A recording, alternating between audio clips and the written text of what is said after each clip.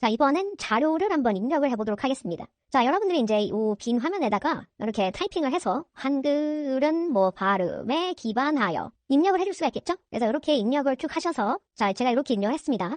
자, 이렇게 하나의 내용을 논리체계는 뭐 가지고 있습니다. 뭐 이는 초보자에도 이렇게 연결되는 말이기 때문에 띄어쓰기는 이렇게 한 칸만 띄어쓰기를 하고 엔터를 안 치고 스페이스바를 치고 이렇게 쭉 같은 내용이니까 이어가죠.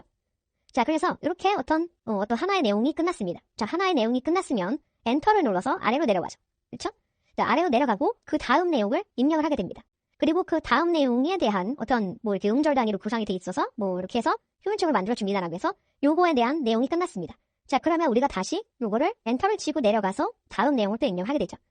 자, 그래서 우리가 어떤 이어지는 글 같은 경우에는 쭉 글자를 쓰게 되고, 자, 요거에 대한 내용이 끝났다 그러면은 여기서 엔터를 쳐서 아래로 내려가게 됩니다. 그렇죠? 자, 그래서 우리가 이렇게 조판보를 좀 우리가 보게끔 설정을 해주면은, 자, 문단보를 설정해주죠.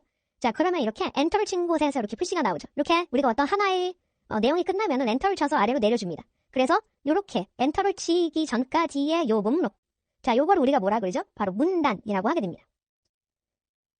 자, 그래서 우리가 어떤 자료를 이렇게 입력할 때 내용이 바뀌는 곳에서만 엔터를 눌러서 문단을 바꿔주게 됩니다. 그래서 내용이 안 바뀌고 문장이 끝나지 않았을 때는 우리가 쭉 이렇게 입력을 해주게 되는 거죠. 자, 근데 우리가 이런 식으로 해서 뭐 엔터키를 눌러서 이제 하나의 문장을 완성하고 다음으로 내려가게 되는데요. 자, 근데 우리가 요거는 지워주고요. 자, 이런 내용이 들어갔습니다. 자, 이렇게 우리가 일반적으로 쭉 글자를 써줬는데 뭔가 이상한 거를 느끼실 거예요. 여기 보면 나는 분명히 띄어쓰기를 한 칸을 했는데 실제로 봐도 이렇게 한 칸입니다. 여기 공백이 엄청 길죠? 자, 우리가 기본적으로 보시면 가나다라 한 칸 띄고 마바사. 자, 여기는 요만큼밖에 없어요. 근데 여기는 이만큼이나 길어요. 똑같이 한 칸인데요. 자, 그 이유는 현재 우리가 여기가 이렇게 양쪽 정렬은 되어 있습니다. 양쪽 정렬은 문단 모양을 양쪽으로 가지런하게 맞춰줍니다. 자, 가지런하게 맞춰주는데 이렇게 띄어쓴 이유가 뭐냐? 자, 여기 보시면 이렇게 어떤 하나에 이어지는 이런 숫자 같은 게 혹은 뭐 영어 문자라도 긴 어떤 하나에 이어지는 글자가 들어가 있어요.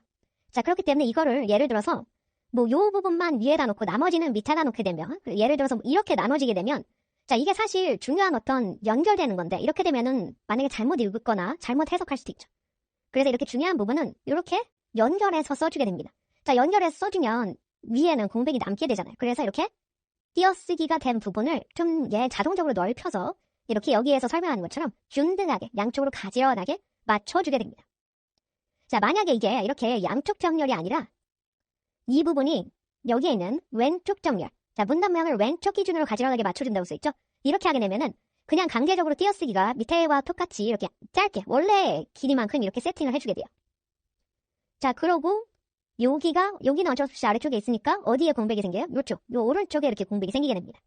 그래서 요게 양쪽 정렬이면은 이렇게 중간중간에 공백을 좀 넓혀서 균등하게 표시를 하고, 왼쪽 정렬이면은 오른쪽에 공백을 주고 아래쪽에 이렇게 연결된 문장을 쭉 써주게 되는 겁니다. 자, 제가 이 화면에다가 이렇게 스페이스바를 많이 눌러가지고 불필요한 공백을 이렇게 입력을 해줬어요. 이 뒤에도 마찬가지예요.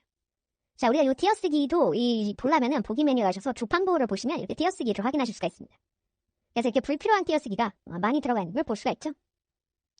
자, 그래서 이런 불필요한 띄어쓰기를 없애려 하면은 딜리트 키를 눌러서 이렇게 삭제를 하시면 되는데, 자, 너무 힘드니까 컨트롤 키를 누른 상태에서 딜리트 키를 누르시게 되면은 오른쪽에 있는 이런 불필요한 띄어쓰기를 컨트롤 딜리트, 여기서도 컨트롤 딜리트 누르시면 이렇게 간단하게 한 번에 삭제를 하실 수가 있습니다. 자, 그 다음에는 제가 이렇게 간단하게 입력을 해놨는데요. 자, 우리 간단하게 요거를 로마자, 영어 같은 걸로 한번 자동으로 변경을 한번 해보도록 하겠습니다.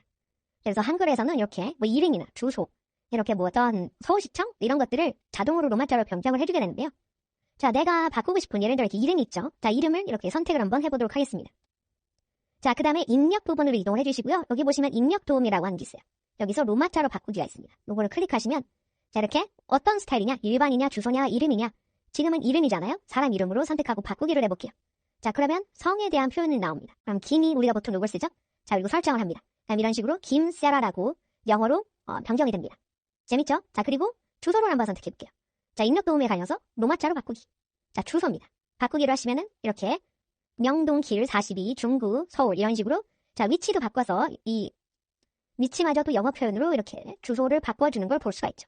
자, 다음에는 학교가 이렇게 있습니다. 자, 근데 이거를 한 번에 바꾸면 좀 그러니까 명동부터 한번 바꿔보도록 하겠습니다. 자, 로마자로 바꾸기를 해서, 자, 이렇게 명동은 주소니까 주소로 한번 바꿀까요? 바꾸기를 한번 해보겠습니다. 그럼 이렇게 명동으로 나오죠.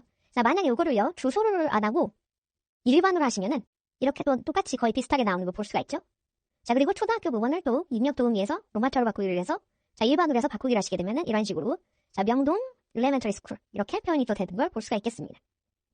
자, 서울시청도 한번 전체적으로 선택을 해서 입력 도우미를 가셔서 바꿔볼까요? 일반으로 하고 변경해보시게 되면은 자, 서울 시티홀 이렇게 변하는 걸 볼 수가 있죠.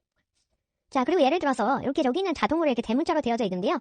이렇게 소문자로 다 되어져 있는 부분에서 자, 나는 요걸 대문자 같은 걸로 변경을 하고 싶다. 그러면 이제 편집 메뉴로 들어가 주신 다음에 자, 여기 보면 글자 바꾸기가 있죠? 자, 여기 보시면은 대문자, 소문자 바꾸기가 있습니다. 선택하시고요.